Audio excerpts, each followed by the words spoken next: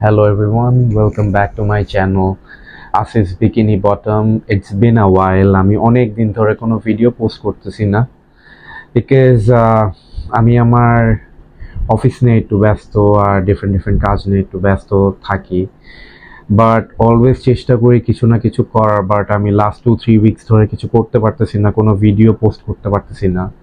But লাইভেও আমার একটা week miss হয়েছে, বাট আমি লাস্ট থার্সডে লাইভে আসছিলাম। বাট আমি তো আপনাদেরকে আগেও প্রমিস করছি যে আমি মাছ পালার থেকে সরবো না, যতদিন আমার হাত পা ঠিক আছে, সুস্থ আছে, আমি চেষ্টা করব। তো এই জন্য ভিডিও পোস্ট করা হচ্ছে না। বাট আজকে আমি একটা এক্সাইটিং ভিডিও পোস্ট করতেছি। সেটা হচ্ছে আমার এক ছোট ভাই। আমি অলওয়েজ আমার লাইভে বলি আমার একটা ছোট ভাই আছে, ওর নাম তাবিব। ও ছোটখাটো একটা বিজনেস শুরু করছে মাছের। তার একটা অনলাইন পেজ আছে, এভরিথিং ফিশি বিডি। ওইটার লিঙ্কটা আমি ডেসক্রিপশন বক্সে দিয়ে দিব। ও আজকে আমাকে 2টা বেটা পাঠাইছে, যেটা আই ওয়াজ শক যে আমাকে সে শক করে 2টা বেটা পাঠাইছে তার কালেকশন থেকে। তার আপনারা পেজে গিয়ে দেখবেন তার কাছে কিন্তু ডিফারেন্ট টাইপ অফ বেটা আছে, ইয়েলো গ্যালাক্সি আছে, তারপরে ডিফারেন্ট টাইপ অফ ফ্যান্সি বেটা আছে, তারপরে আপনার হেল বয় আছে। অনেক রিজনেবল প্রাইসে সে সেল করে। তার ব্যবহার অত্যন্ত ভালো, সে অত্যন্ত ভালো একজন মানুষ। আমি যখন থেকে আমার ফেসবুক আর ইউটিউবে চ্যানেল খুলছি, ওই প্রথম থেকে সে আমার সাথে আছে। তার সাথে আমি অনেকবার কাটাবনে গেছি, আমরা দুজন মিলে অনেক কিছু মাছ নিয়ে ডিসকাস করি, দুজনকে হেল্প করি মাছ পালার জন্য। So he is a very good human being.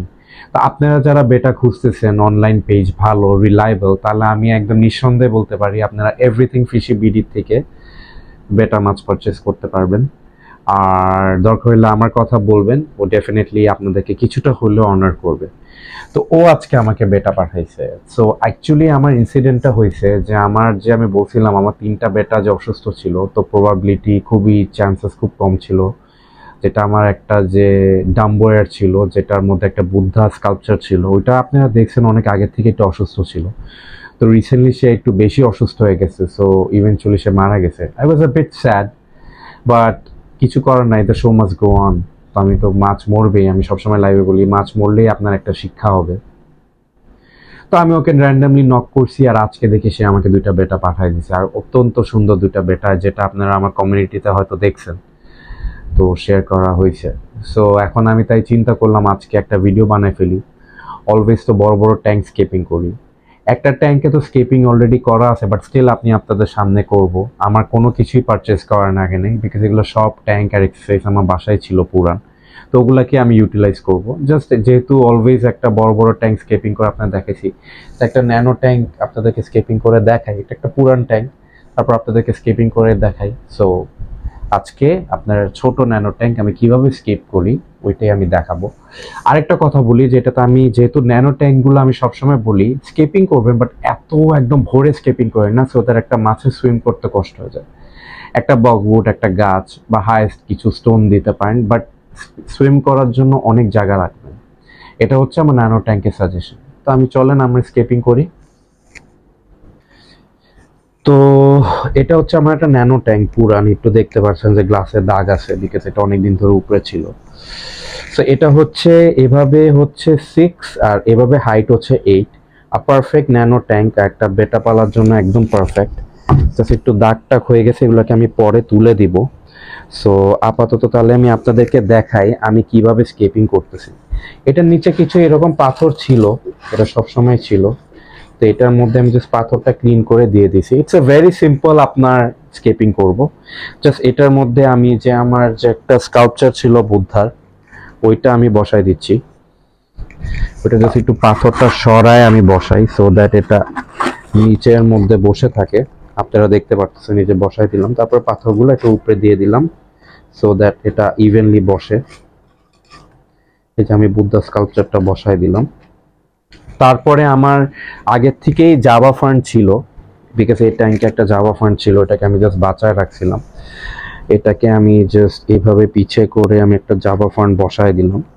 এই যে আপনারা দেখতে পারতেছেন জাভা ফান্ড একটা বসায় দিলাম।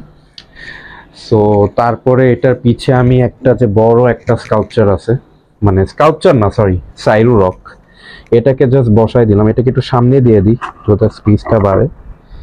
এই জাস্ট আমি বসাই দিলাম যেন বেসটা সুন্দর করে হয়। এই আপনারা দেখতে পাচ্ছেন, এই তো আবার আমি এটাকে ভরে দিলাম। ঠিক আছে, এই হচ্ছে অবস্থা। এই আমার স্কেপিং কিন্তু শেষ হয়ে গেছে। এর চেয়ে বেশি আর আমি কোনো কিছু এই ট্যাঙ্কে করব না, বিকজ আমি তো বললাম বেটা থাকবে, তো আমার সুইম করার জন্য জায়গাটাই বেশি থাকাটা উচিত। সো এটা হয়ে গেছে আমার, এটা স্কেপিং। তারপরে যে আরেকটা পুরান ট্যাঙ্ক আছে, এটা হচ্ছে 6 কিউব। এটার হাইটও 6, এটার এদিকেও 6, এখানেও 6, হাইটও 6। এন্ড আমি বারবার বলে দিলাম এটা একটা পুরান ট্যাঙ্ক। এটা স্কেপিং ভেরি সিম্পল। এখানে আমার অলরেডি একটা বকবুটের সাথে একটা আনুবিয়াস লাগানো ছিল, বিকজ আমি বলছি এসব ট্যাঙ্কে আমি একটা বেশি স্কেপিং করি না, সো দ্যাট আমি সুইম করার জায়গা রাখি। এই জাস্ট একটা আনুবিয়াস এভাবে করে রেখে দিলাম। আচ্ছা, এটা বসতেছে না সুন্দর করে। তাহলে আমার কাছে কিছু বকবুট আর একটা ওইটা ছিল, একটা বকবুট ছিল আর দুইটা সাইডও ছিল। তো আমি এটা এভাবে বসাই দিলাম।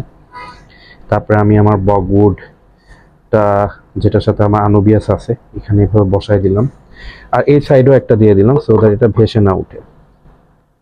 ঠিক আছে, ভেরি সিম্পল স্কেপিং।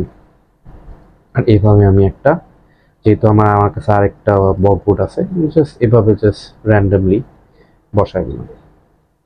আমার কিন্তু স্কেপিং ডান, স্কেপিং কিন্তু হয়ে গেছে, বিকজ আমি এটাতে বেশি স্কেপিং করতে চাচ্ছি না, ডিউ টু আমার সুইম করার জায়গা থাকতে হবে। তো আমি এটা হয়ে গেল। তারপরে এখন আমি আপনাদেরকে তাহলে বেটাগুলা ছেড়ে আমি একটা ভিডিও দিই।